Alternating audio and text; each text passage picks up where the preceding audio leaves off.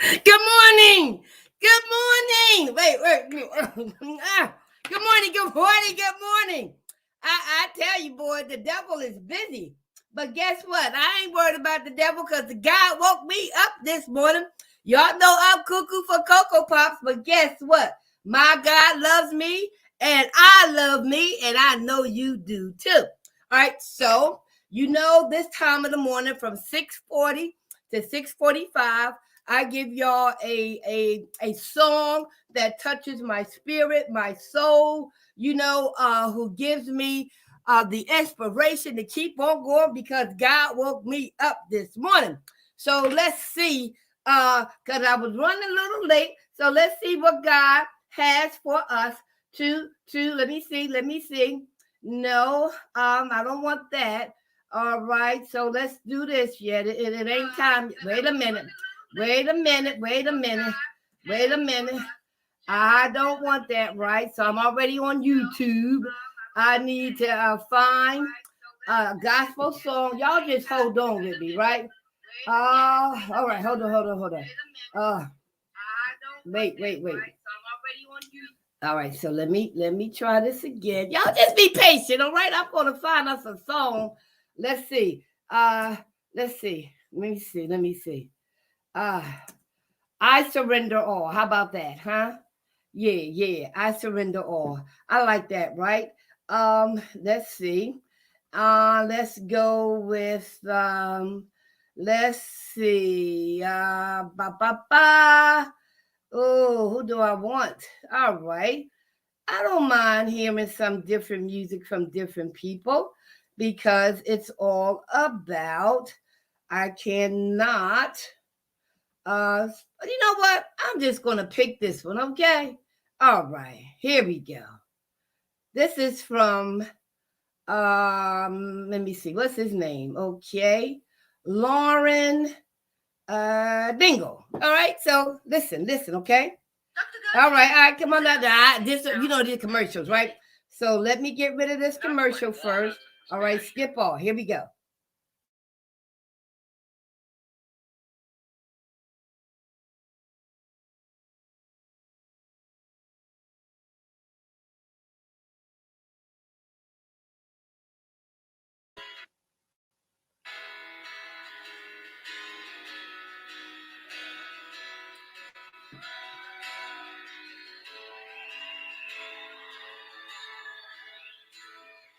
Here I am, down on my knees again, surrender.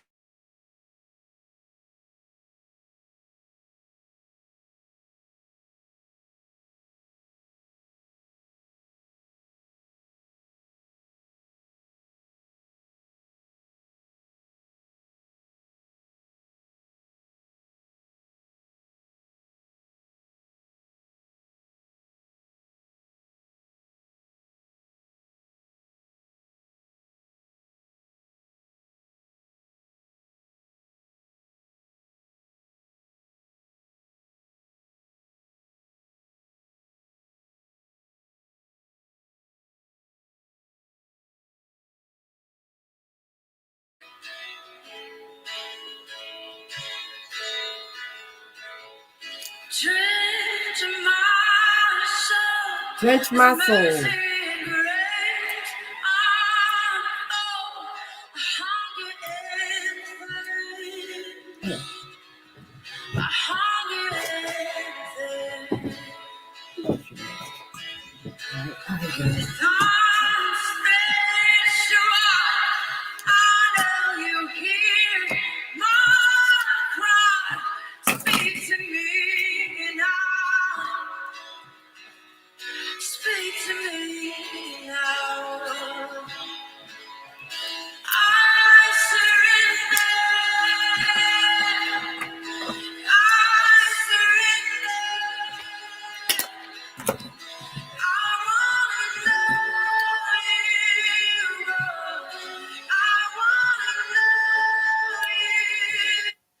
I want to know you more. I surrendering all. You know what y'all expected? I surrender all. No, this was another version of a different I surrender. So guess what? Good morning, good morning, good morning. It's 6:45 and it's time for the January the 23rd Alcoholics Anonymous Daily Reflections reading for today. Having fun yet? Yes. And so y'all know that God chose us to wake up this morning. He chose you and he chose me. He said, rise and be happy and rejoice in this day because you are chosen. And for that, we should give him praise, honor, and glory, right? Good morning, good morning, good morning to you. Good morning, and how do you do? Right? So, yes, I'm having fun already, and it's only 6:46 a.m. in the morning. All right? So, you know that there are some people who did not wake up this morning, will not make up this morning. And we just want to give God the honor, the praise that we can at least, as a beginning, after rising, we can breathe. Breathe. 2 years ago, 9 members of my family plus me could hardly breathe, but today we can breathe.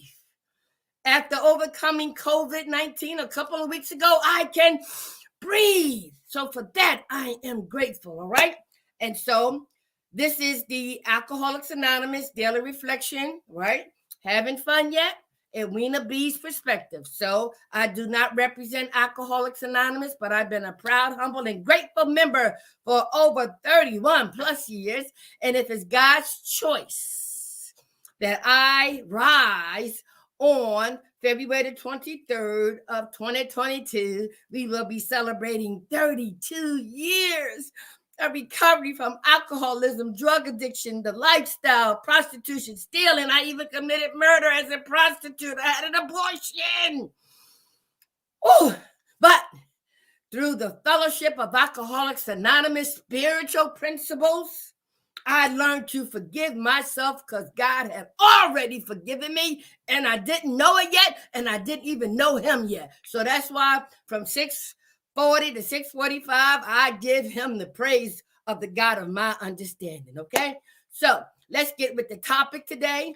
It is having fun yet? So we're going to talk about the quote that came from one of the literature that Alcoholics Anonymous reads or presents at each and every meeting. Yes, I'm making my meeting today. Yes, I make it every day. Yep. And so we read the information where it was quoted from.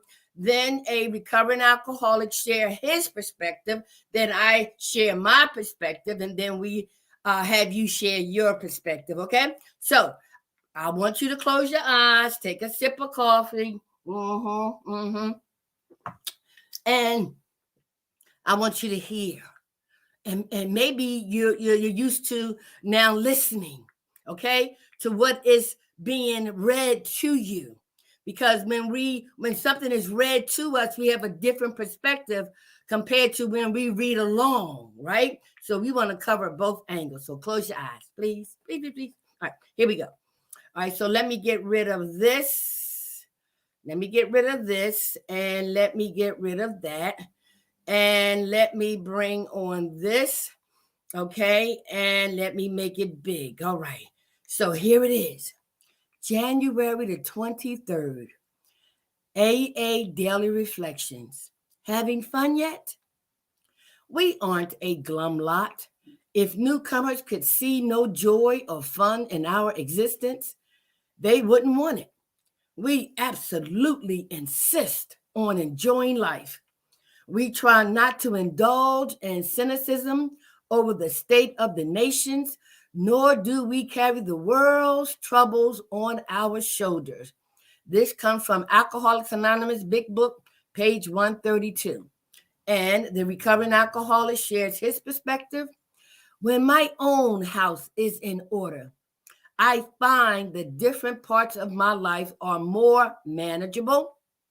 Stripped from the guilt and remorse that cloaked my drinking years, I am free to assume my proper role in the universe. But this condition requires maintenance. I should stop and ask myself, am I having fun yet? If I find answering that question difficult or painful, perhaps I'm taking myself too seriously and finding it difficult to admit that I have strayed from my practice of working the program to keep my house in order. I think the pain I experience is one way my higher power has to get my attention, coaxing me to take stock of my performance. The slight time and effort it takes to work the program, a spot check inventory, for example, or the making of amends, whatever is appropriate, are well worth the effort. All right. Are you having fun yet? So here is my perspective.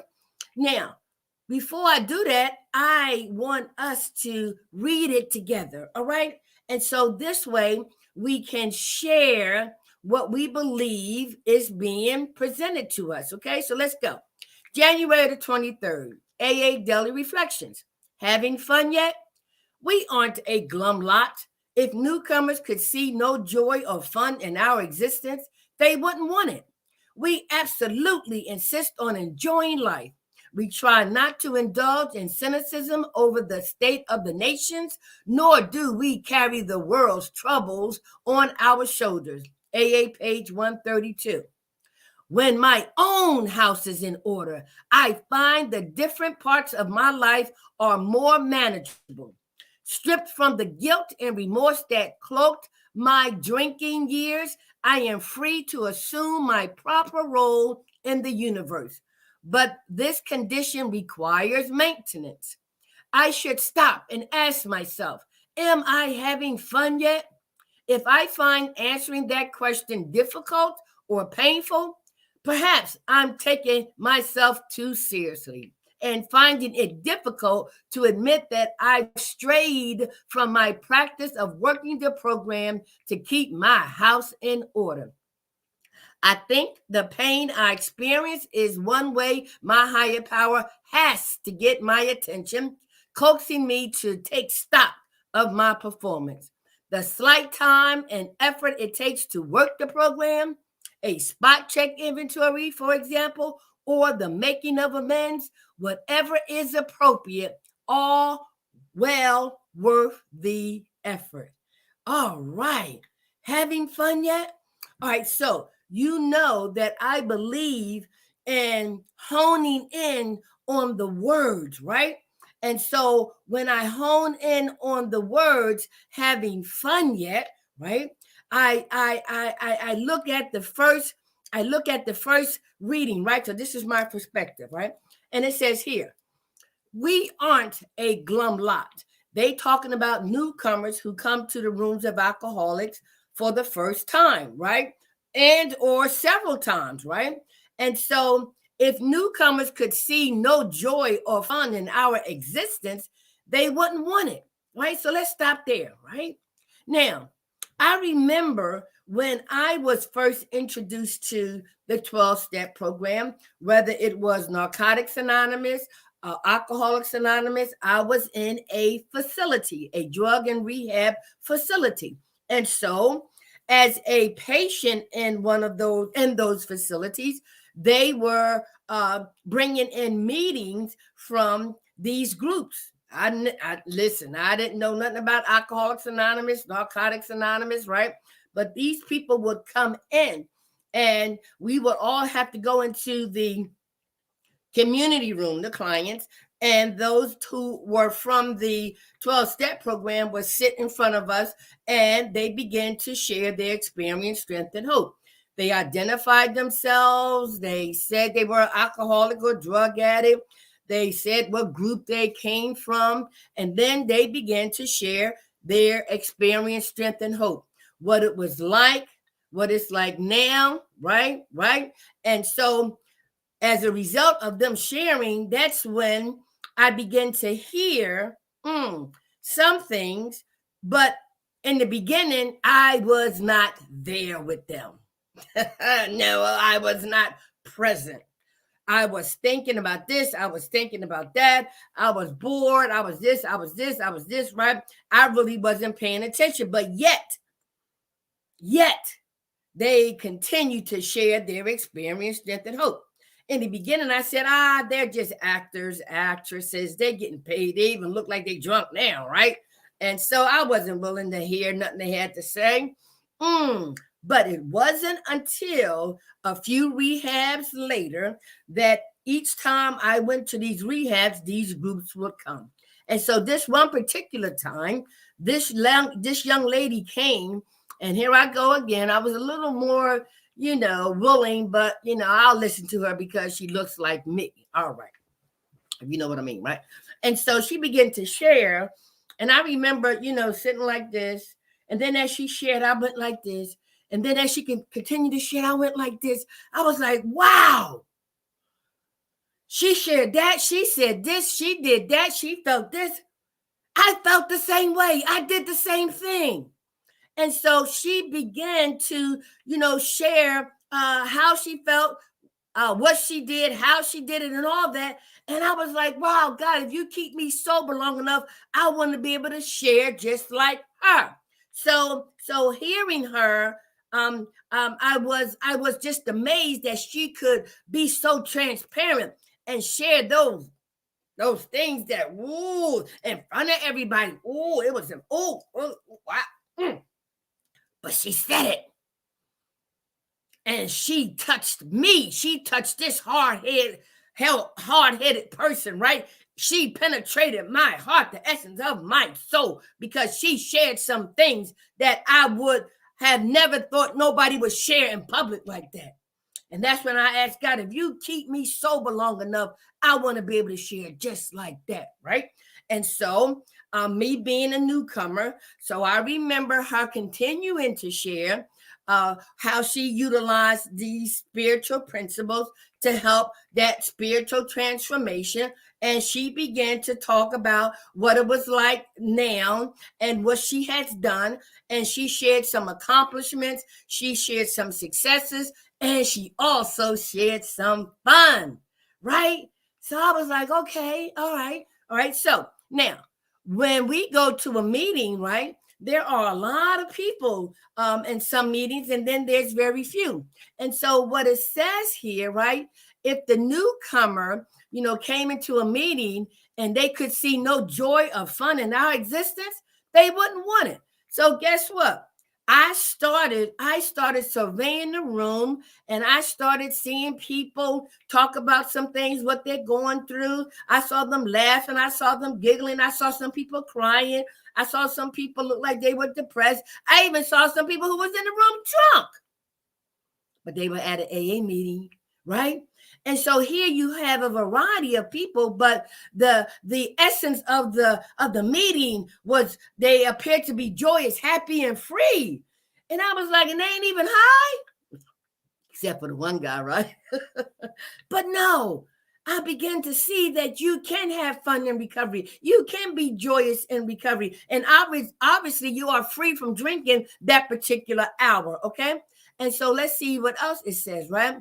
And so as I began to go to my meetings, I would see that they were enjoying in life. So I heard people will state, we absolutely insist on enjoying life, okay? Because one of the things that we found out in recovery that a lot of things we did under the influence, like dancing, speaking to people, partying. We believed and felt that we could not do those things unless we were high, right? Unless we had some kind of mood altering chemicals, right? But now that we see that they turned on us, right? We had to relearn again, right? Unlearn and relearn that we can have fun in recovery without using any mood altering substances, right? And so I will begin to hear people share that the first place I saw, I love dancing. Y'all know I love dancing, right? And I remember going to a New Year's gathering at a group down at University of Delaware, and my grand sponsor, Barbara B, Phyllis, Kathy, and mostly white people. What can I say? And so it was a DJ there, and they were playing music, and it wasn't my kind of music, right?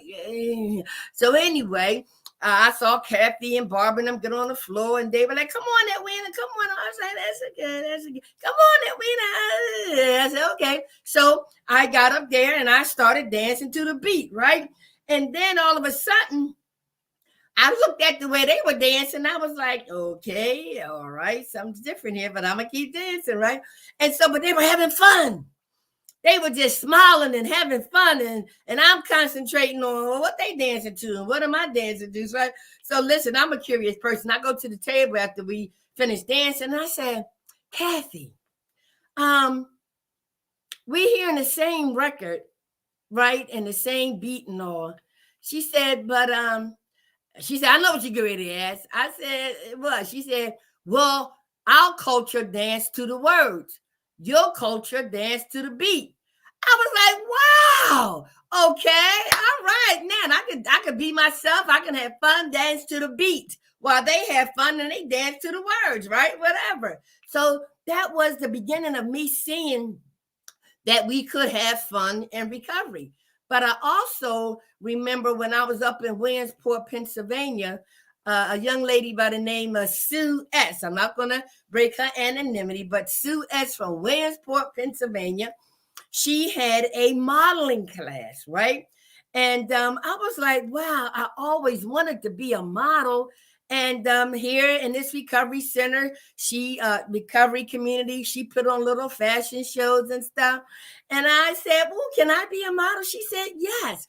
And so I remember, picking out my clothes and putting on my little makeup, and I was like, wow, I get to model because I always wanted to be a model. But as a child, I was discouraged. They said I had too big of a butt. I was too short. I was buck teeth and all that. But here in recovery, I had less than 90 days in sobriety, and I was modeling. Not only I was modeling on a runway, but I was also modeling in a mall. They had a little contest there, right? So I was having fun in recovery. And then also I remember bowling parties. And so, wow, I'm modeling without getting high. I'm dancing without getting high. And now we're going bowling, right? Without getting high. And we're laughing at each other because some people fall, some people gut at the ball every time but it was fun. And at one point we forgot that we were just alcoholics. We were just having fun. All right. And so those are kind of things that I wanted to share with you because it says here, we try not to indulge in cynicism over the state of the nations, nor do we carry the world's troubles on our shoulders. That was a lot of reasons why we drank, right? We saw the state of affairs. We saw what's going on in our community. We saw what was going on in our family lives. We saw all this stuff. And some of us said, I would rather drink and be high than to deal with this stuff. But in the 12-step program, we learn apply these spiritual principles to physical conditions on this journey called life. Wow, right? It didn't really make a whole lot of sense to me then, but I was willing to take the suggestions. So anytime that I was going through something, my husband was dying, I had cervical cancer, my brother tried to commit suicide, one of the girls jumped on me in the recovery house, right? And I heard people dying, I heard people getting killed, and I was like, wow. And so they suggested to me, Edwina, whenever you feel those kind of feelings, pray about it, talk about it, go help somebody else, right? Write about it, and you'll get through it. I was like, okay, and I did it, right? And I remember when things would come up, I would do the same thing. And in the meantime, while I was doing the same thing, I could also engage in still having fun, right? And so when it says that when we as alcoholics in recovery, we try to carry the burdens of the world, of our troubles, of our families, and we can't, okay? And so the writer, he writes about, and I'm going to share on what he says, right? Woo! Thank you, Lord. He says, when my own house is in order, when my own house is in order, I find the different parts of my life are more manageable. I told you I hone in on words. He says, when my own house is in order, I find the different parts of my life are manageable. That's, for me, says balance, right? And so now I know I'm in early recovery and I have to put my recovery first. I'm still trying to find out about this God of my understanding, but I'm using a whole lot of other people and situations as my higher power. And so why I am getting my house in order about staying sober one day at a time, attending my meetings, hearing the struggles, the challenges, but hearing the joy of staying sober in spite of. And so it helps me to put my house in order. Edwina, you can't save your husband unless you are sober. You can't save him anyway because you don't have the power. But if you don't get yourself together, you're not going to be able to take care of him anyway. Stay where you are and get your house in order. Edwina, yes, you was diagnosed with cervical cancer, right? And you know that people recover from it, people die from it, and all that kind of stuff. But here's some spiritual principles. Here's some suggestions to help you get over that and to walk through the fear, face everything in recovery. Get your house in order about going through that procedure, huh? Get your own house in order so that you can be healthy, right? Go walk through the fear, face everything and recover, right? So my house was in order in terms of my recovery, in terms of my health. Get your house in order. Edwina, there's no sense in going back to your children right now because you are not prepared. You are not strong enough. You haven't set a foundation. Get your house in order, Edwina, and therefore you can be prepared for things yet to come. Edwina, while you are still getting your house in order, girlfriend, have some fun. Have some fun. Put some joy in your life. And so I remember my kids, I didn't go to see them. They came to see me. We went skating with their father. We went to get something to eat. We were having fun. When they left, I went through those feelings about, no, get your house in order, get refocused, right? Go back to your meetings, pray about it, share about it, all that. Then I start going to church, putting my house in order for my spirituality, huh?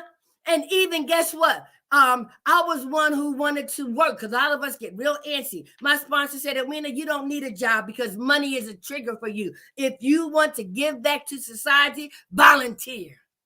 So I got my house in order by volunteering at the church, volunteering at the hospital, and I even volunteered at this doctor's office.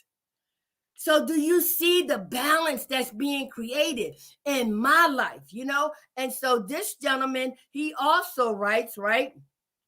Let's see what he says, okay? He says, stripped from the guilt and remorse that cloaked my drinking years, I am free to assume my proper role in the universe, but this condition requires maintenance.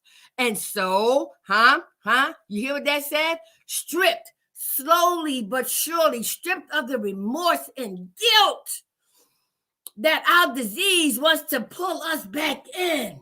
But no, the 12 spiritual programs helps us to deal with all the guilt and remorse and shame that we have. It is a process. I am willing to go forward. I don't want to go backwards underneath that park car 31 plus years ago. Hell to the no.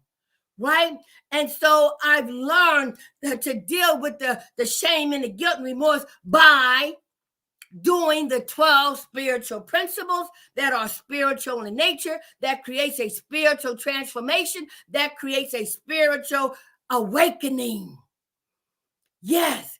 And so the fact that I continue to maintain my recovery, I continue to maintain my spiritual condition, I continue to maintain my health, I continue to maintain that balance in my life. Yes, that's what it took, okay? And then it says, now, he's saying I should stop and ask myself, am I having fun yet?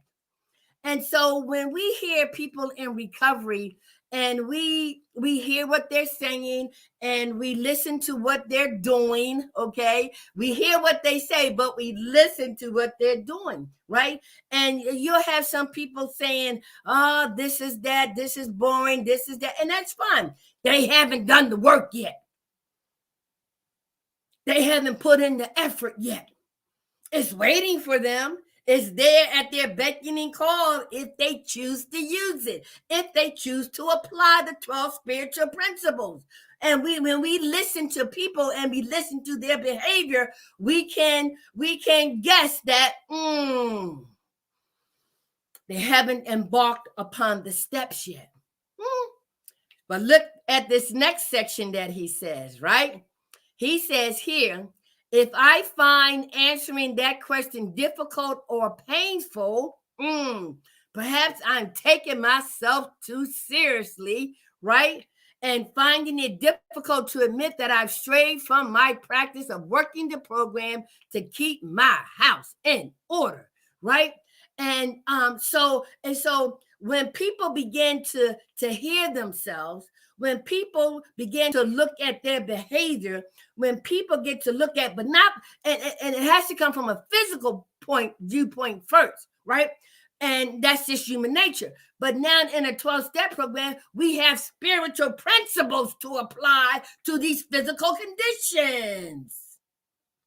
So the question becomes, what spiritual principles do I need to apply to these physical conditions, these physical challenges, right? This materialistic world.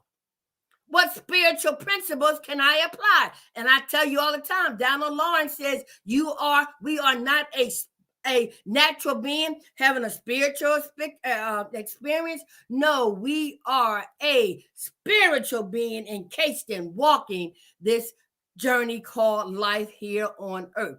All right. So let's see what else he says here. Okay. I got a few more minutes, right? I tell you, boy, I just love this thing called recovery. All right. So then he says, right, when we begin to take ourselves too seriously, there's a way that our higher power gets our attention. So he says here, I think the pain I experience is one way my higher power has to get my attention, coaxing me to take stock of my performance. Did you see that? I think the pain I experience is one way my higher power gets my attention. Woo! Underneath that parked car 31 plus years ago in the streets of Philadelphia, 3 o'clock in the morning. The God that I did not know had me just where I needed to be at that time for me to call out to him, whoever he is, to take me out this life or show me a better way. I had went through enough pain, physically, emotionally, mentally, spiritually. I was in so much pain. And that pain caused me to bow on my knees, but underneath a parked car, to ask this God to take me out this life now or show me a better way. So if everything is always hunky-dory, why would we need recovery? And why would we need, God? Okay, it makes sense to me, right? It's in the challenging times that our faith is challenged the most, right? But it says, when in war, prepare for peace. When in peace, prepare for war. Similar to being sober in this thing called Alcoholics Anonymous, okay? And then it says, the slight time and effort it takes to work the program. Did you hear that? The slight time and effort, the slight time and effort, right? To work the program. Do you hear that? To work the program. It's a simple program for complicated people.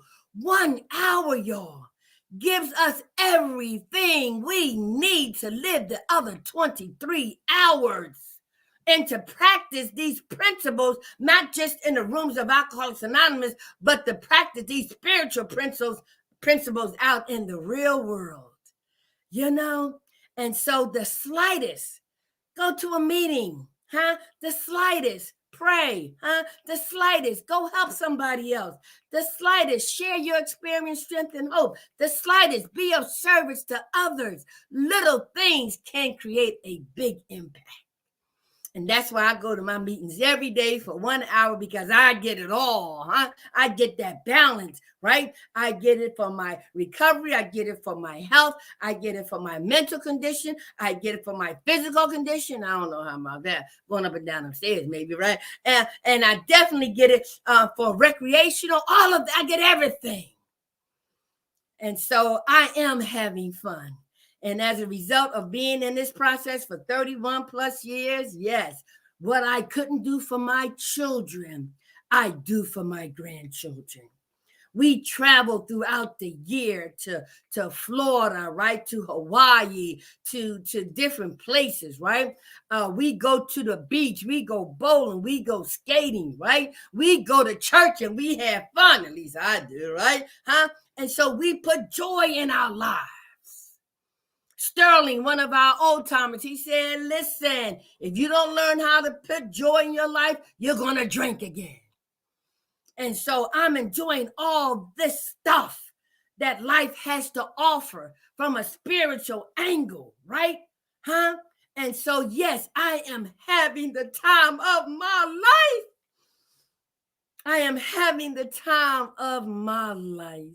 I'm so glad I had the disease of alcoholism. I am. I'm grateful that I had that disease of all the other diseases I could have had, because it was that disease that brought me to a 12-step program. But guess what? They say all of us are ill to some extent, and all human beings can benefit from a 12-step program. So just substitute alcohol for drinking, alcohol for working, just substitute lust, whatever it is that you now know you are powerless over and your life is unmanageable. Apply these 12 spiritual principles and watch what happens. You will be having fun and rediscovering who you could be and gonna be if you stay connected to this 12-step spiritual program. Okay, well, it's time for me to get ready for my meeting. Although on Sundays, we don't meet till 9 o'clock. So I go to my meeting at 9 and I stay till 9:15, 9:20. Then I leave there and I go to my place of worship, another fellowship, because it was through this spiritual program that I was able to select and identify the religion of my preference, right?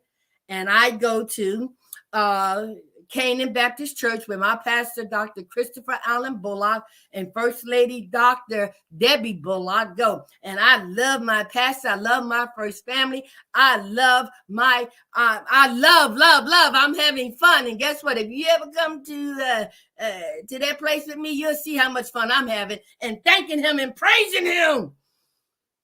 Yes, I will praise him until the day I die.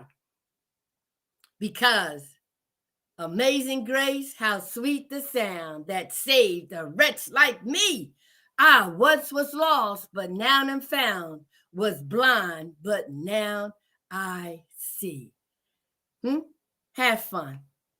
Thank you. Be safe. Wear your mask. Get vaccinated. Get your booster shot, right? Get your children vaccinated. Social distancing, right? Wash your hands, And again, if you want to have fun, you have to be alive to have fun. So put on that mask. Keep it on. If it's God's will that we are reunited tomorrow, be safe. Be safe. God loves you, and so do I. All right? I love you. I love you. I love you. I love you.